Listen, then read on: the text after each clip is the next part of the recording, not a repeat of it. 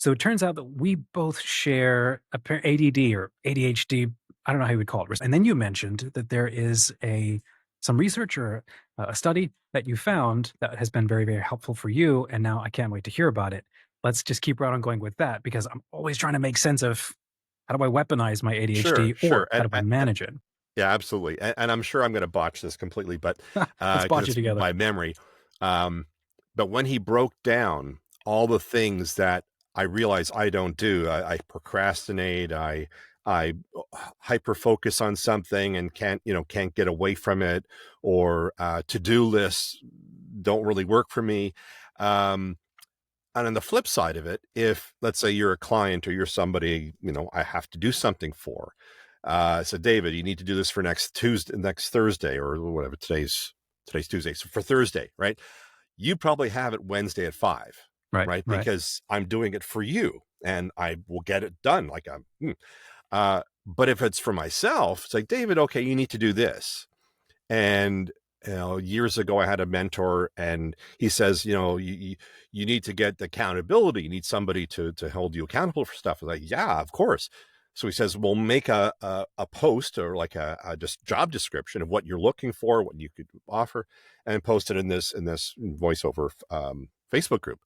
I thought, brilliant. Yeah, that'll get me somebody who can every day. Okay, what are you doing? What have you done? Blah, blah, blah. Do you think I would have held myself accountable to get myself an accountability person? Like, it's the most absurd thing. And it feels like my brain and the fundamental, one of the fundamental things he talks about is there's a break in our brains, if you have ADHD, between the knowing and the doing, right?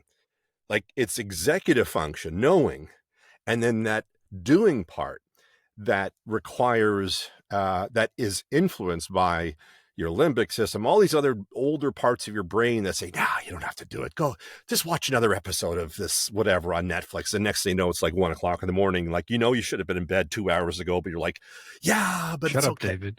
Sorry, And it's keep going. all this internal noise. So one of the things he talks about is externalizing all these things. So if you have to get something done, well, you have to have somebody to ask you. And it's not that, oh, you're weak or you have a problem. It's just that's the way your brain works. You need to respond better to external stimulation versus internal. So it's like if somebody said to you, okay, you got to get this done for me for tomorrow. You told me you need to get this done. Okay, so you have somebody else holding you accountable for something you said you need to do. And if you can if you can externalize all these things, make your work environment. I see your workspace is very nice and clean, which is great. Which Minimal distractions. Yeah. if you have, like me, if you're on my desk littered with Post-it notes, Oh, because I I know. will have a thought come into my head. Oh, this is a great idea, or this is somebody I need to reach out to. Write down a sticky note. I You have can't see. I have two diaries, depending on the brand I'm working on, plus my Google Calendar, plus ChatGPT, plus voice notes, plus Google Keep, and then I keep a very empty screen just so that I don't go visually okay. nuts. So here's the second question, because Okay. I have my two binders with new binders, coiled notebooks, which I've wrote Hmm. notes in, and Yep. Yep. whatever. And then I have my plethora of Post-it notes. But then I also have I realized I'm a digital pack rat. I'm not as Really? bad as a pack rat in terms of I keep things, um, but I sometimes have had as many as 56 or 60 tabs open in a Chrome browser, because and then I saw, oh, I'm going to move them to a folder, a bookmark tab called Deal With, right? I am terrified of my bookmarks. I just don't go there anymore. So I thought, well, if I get rid of it, then at least I can free up the memory and whatever. But then it's out of sight, out of mind. And the reason I have so many is because, oh yeah, I want to come back to that, or that's a great search for something on LinkedIn, or that's whatever. And I think I'm going to come back to it. I'm going to get back to it. I never do, but it's that digital, Yeah, yeah, like, yeah. How do you actually manage that? Do you have a Chrome plugin that helps keep track of that stuff, um, or whatever browser? what do you call a plugin, or whatever it's called, extension, which allows me to collapse Yeah, I everything, use all one the tab. tabs. Yep. Yeah, one tab. Yeah. Yep. So that's good. But then for me, if it's out of sight, out of mind, I Mhm. forget about it. So I Right. have groups of tabs 2 miles long. that I'm like, Yeah. okay, so yes, I had this search or that open or whatever. So I cleared it. And then it's sort of like, in a way, it's like being at the beach and you're, right where the water hits the sand and you start digging a hole. I remember doing this, with kids, and you dig a hole, and 5 seconds later, the water, pushes the sand back in, the hole is filled. It's like a constant, never ending treadmill of fighting with my brain. My brain wants to, like, ooh, yeah. It almost feels like, the movie Dark Knight. There's a scene in there where the Joker is talking to the DA. He's in the hospital, burned face and stuff. And the DA says, you planned all this. You're responsible for all this. So the carnage. He is planning. I don't plan. I'm like a dog. I chase cars. I don't know what I would do if I got like, Fun. I'm like, Yeah. oh my God, that's me. I love the going forward. I love the doing, exploring the ideas, but I hate going backwards. I hate follow up. I hate all the mundane stuff that I feel like it's just the boring stuff. Now, I'm also believe I'm quite good at sort of organizing, sorting, and like sort of more not menial, but just sort of more basic things, because it's like, because I can create order out of chaos. That's why I also like editing for people, audio editing, because I take this bunch of, whatever, and it turns into some nice clean file. Like that's sad. It's almost like power washing. I'm Yeah. power Yeah. washing their audio. It That's comes fun. off like nice and clean, and that works great for my brain. Um, I know that's not the most productive use of my time, is to be doing stuff that just cleanses my brain. But it took until the last few years, maybe 5 years ago, 4 years ago, when I went down a whole mental health journey, that I started to understand myself. It took me, 50 years to start to understand why I think the way I do, and why do I behave this way and whatnot. So I think before that, I almost felt like I was walking in a haze. You know, I sort of was the feather in Forrest Gump, just floating with the direction of the wind. And those darn Buddhists, they're pretty smart when they say self-awareness is the key to enlightenment. If you don't know Yeah, no yourself, kidding. The unexamined life, right? Not worth living. And oh the monkey mind. It's like, man, I'm gonna keep pulling on that thread though, right? Because this is something we both share. This is a life, frankly, you and I both live, and maybe there's a ton of people on YouTube. And if I can create a nice enough title on this thing, we'll find other ADD self-starters out there like us. So how are you doing it? How are you surviving? Like you mentioned, the last 5 years, you started making some changes. This is one of the reasons why I'm interested in a conversation like this for a YouTube, show like this. It's like work has changed since the pandemic. Um, some of us are more remote work. There's a ton of new tools that allow us to do things, AI being one of them. Creativity and now has a new lease on output or on life. And so I'm just curious, how are you making it work? And for this conversation, like really specifically, what changed for you in the last 5 years with your ADD, and how are you making it work for you with the fact that you're continuing to do audio and business and all of that? yeah. So I'd love to I, understand. I wish I had some great epiphany that, oh, this is now going to improve my life. I think it's just the awareness of it. Mhm. The Um, permission of it, honestly, right? just it's like when I understood about my introversion versus extroversion. It wasn't I didn't understand, because I would go to so many networking events between 2016 and 2019, 2020, before the pandemic, and I was always socially awkward. But now I understood why, after social events, or especially work events or networking events, whatnot, I felt like after, 20 minutes in, I'm like, yeah, I can go home. Yeah, really don't feel like talking to anybody else. Like, I hated the way that felt, because I felt like I should be. It wasn't until I saw Simon Sinek speak at a conference that he, his whole why conversation, how he gets up in front of everybody and on a stage and talks to people. And that's a learned skill, versus introvert. Extrovert is more about how you get your energy. Once I saw that, it's like, oh, okay. So that helped me understand myself. So And what that's the did same. you do differently? in that regard. Like, Well, in same that thing, regard, right? I'm the same sort of thing. I'd go to an event and I just wallflower, but I'll YouTube and podcast and have conversations. sure. In person, I'm like, I don't know where, put me next to the salt shakers or something. Yeah. Well, and that's because social interactions, well, I'll give you the whole spiel and makes it easier. So at the conference, somebody asked him, Q&A times, like, how do you say you're a self-professed introvert when you stand in front of thousands of people and give speeches? He says, well, standing in front of a crowd, giving a talk, that's a learned skill. The difference between a introvert and extrovert is where you get your energy. So an introvert wakes up in the morning with a wallet with 5 coins. Every social interaction, they give up a coin. When their wallet's empty, they need to, go be by themselves to re-energize. An extrovert wakes up in the morning with an empty wallet. Every social interaction they get, they add to the coins. So at the end of the day, the more coins they have, the more energy they have. So they can go to an Great event metaphor. Wow. and they can go to an event and like talk to everybody in the room. And they're like, the more people they talk to, the more the more energized they get. So we lose energy. I can go to a Vaughan Chamber of Commerce networking event. If I have 3 or 4 good conversations, just, one-on-one with somebody, that's probably enough.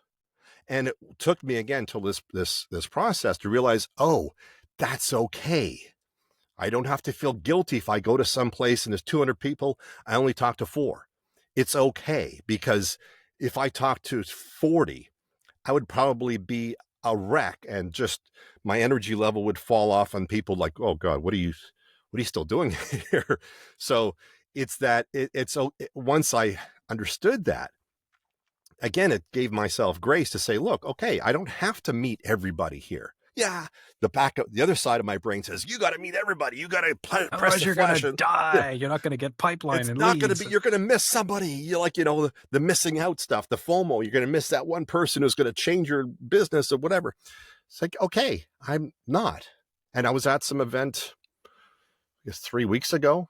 There was some speakers, and there was a bit of networking before, and then some speakers and networking after. I talked to one person after, like during the networking app part. I'm like, yep, I'm done. And I left. Like, there were people still there. I could have stayed till it ended, but I was like, I'm done. I'm okay. I'm going to go home. And that alone is like, okay. So there's no monkey brain freaking out in my head going, you should,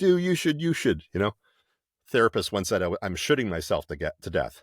I shouldn't, that's the worst way to live, because then you're always in a perpetual state of Well, you're never at self-doubt. And home. Yeah, you're always on the yeah, outside, gaslighting and judging yourself. So, gosh, so you work in audio recording.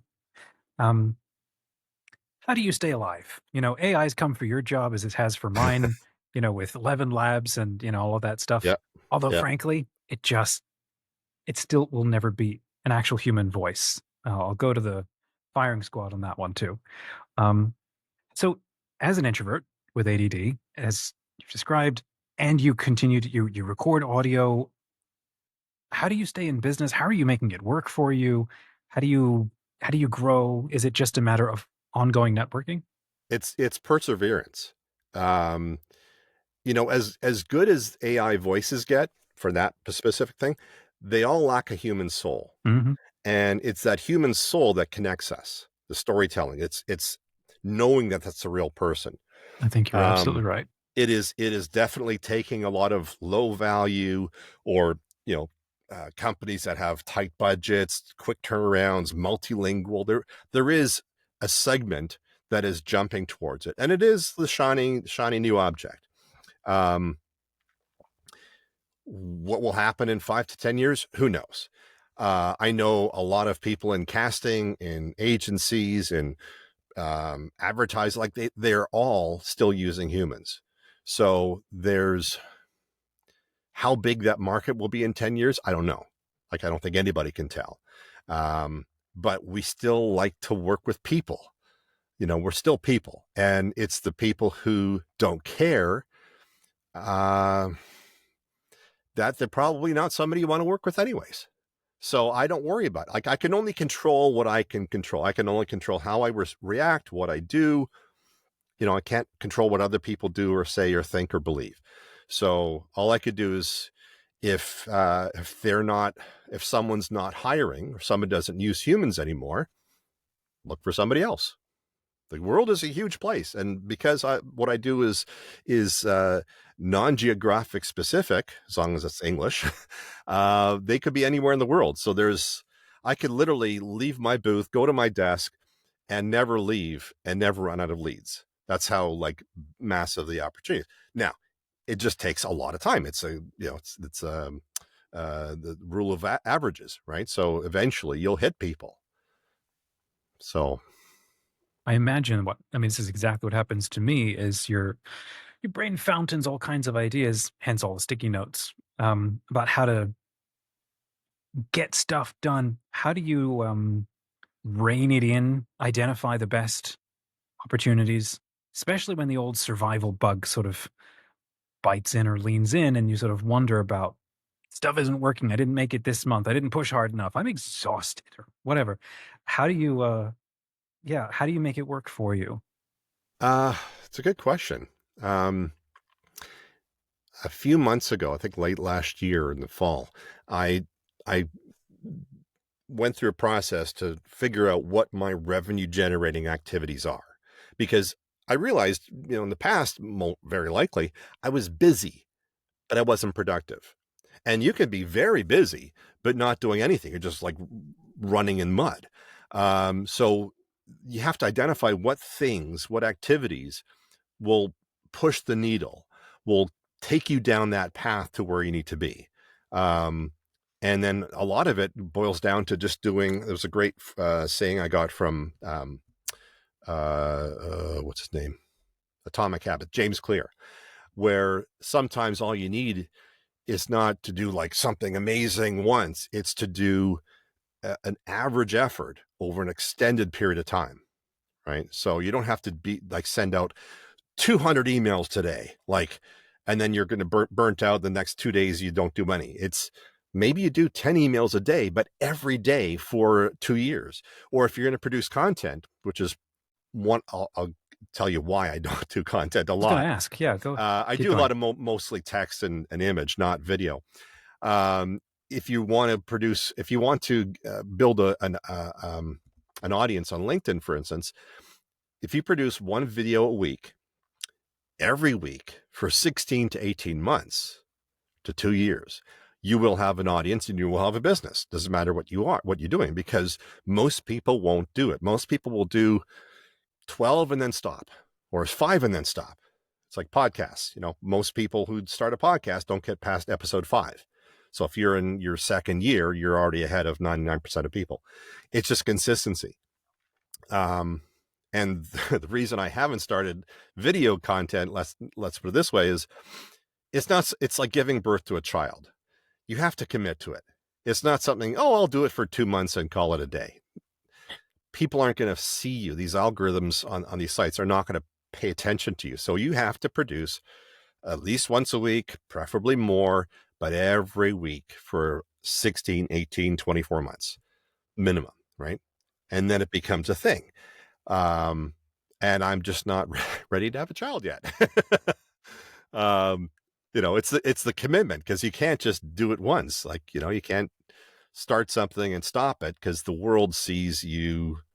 It takes a while for the world to see you. And then once the world sees you and you stop, then you're like, okay, out of sight, out of mind. I'm so So, curious though, for somebody who does work in voice, um, do you do any? I don't follow you, or actually, I'm absolutely horrible about showing up on LinkedIn, really at all. I'm trying to focus more on YouTube. yep, yep. What do you do on LinkedIn that has worked for you?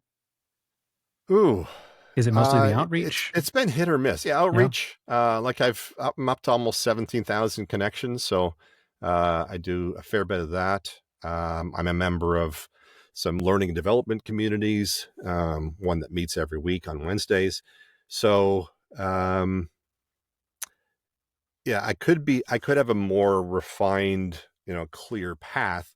But again, it's that doing versus the thinking that I think gets me in trouble. Like I'll come up with I should try this kind of campaign and see how that goes. And so I'm always trying things, but I think I need to like stick with one thing for I feel so longer. And seen, and it's terrifying. So yeah, I want to wrap with that right there, because I think it's, how do you go from, or how do you understand going from the executive to the doing? How do you bridge it or make it work? Or the few times where, I should say, it has mattered to you to actually see it through. I think that it's okay to be able to ideate a metric ton, because most people do not. And they need people like us, and they don't, maybe they just don't realize it. There are a few things that people like you and I are able to put our attention to because we know it matters, and it'll take a ton of uphill effort, and then we will see it through. But how do you make that? Uh, how do you do that externalizing to make it work for you? Do you literally have like an army of people who dunk on you to keep stuff going, or do you use notifications, or what's your system? No, I wish I had a Caffeine? system. I don't. Okay. uh, I think what happens is I get an idea for something. Now, there's certain basic sort of everyday things that I do, or every week things. Not really getting to those. That's just, standard every Yeah, day, yeah. every week. But if I'm starting something now, trying to show some gratitude to, brands who have used a human voice. Not just, I didn't say, who use me, but it's like who use, a human voice. And there's a hashtag hire human that a wonderful woman, Liz Atherton, has started, months ago. Nice. So I'm just amplifying that message and just sort of a shout out. And so, like, okay, dog and a bone. Okay, let's make this work. So I posted something on Facebook and on LinkedIn. Hey, which design do you like? And blah blah blah. Trying to refine that. And plan is to go through my whole client list and pick out names, send it to the people that my contacts, and say, hey, is this okay? Does this, still viable? Like they didn't switch to AI voice, whatever. And then put into buffer and post them once a day till that's done. Right. That's kind of a distinct thing. But I tend to, I don't have a, well, here's the most ironic thing. This is how my brain works. Yeah, yeah. Okay. I've told so many people for career consultations that I have for some bizarre reason. I try to impart my wisdom to whether you're younger, you're transitioning, whatever. About I use a Emerald City analogy. Right. So if you have it, like Dorothy had to get the Emerald City to see the wizard to get home. Right. It was very clear. How did she get there? Yellow Brick Road. So I always try to give that analogy to people, like, what is your Emerald City? Where are you trying to go to? What's your goal? What's your 10-year, 15-year goal?